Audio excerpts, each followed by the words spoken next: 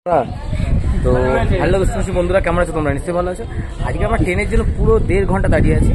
তো ট্রেন এখন দেখতে পাচ্ছ, দেখো ট্রেন এখন ঢুকছে। তো এতক্ষণ পরে ট্রেনের দেখা পাওয়া গেছে। আমরা যাবো হচ্ছে নৈহাটি, কোথায়? কাকিনাড়া। চলো, ট্রেন দেখতে পাচ্ছ তোমরা, ট্রেন চলে এসছে। 1.5 ঘন্টা পর ট্রেন ঢুকেছে বন্ধুরা।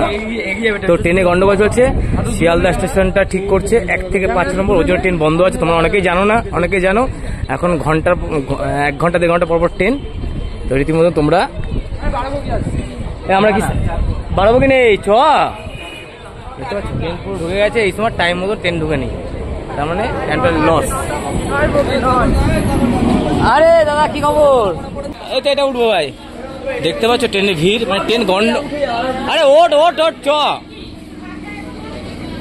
ট্রেন গন্ডগোল মানে ট্রেনে এত ভিড় আজকে, দেখতে পাচ্ছ।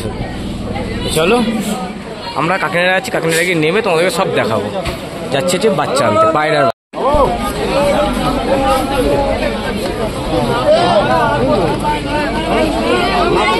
মাত্র 2 থেকে 3 দিন ট্রেন বন্ধ হওয়ার জন্য আমাদের পশ্চিমবঙ্গের লোক কিন্তু নির্ভর হচ্ছে এই ট্রেনের উপরেই। কোথাও যেতে গেলে আমরা ট্রেনেই চলাচল করি। তো ভিড় বুঝতে পারছো, 2-3 দিন শুধু ট্রেনটা বন্ধ হয়ে গেছে, তার মধ্যে ভিড় দেখো। মানে লোকে উঠতে পারবে না, ঝুলে ঝুলে যেতে হচ্ছে।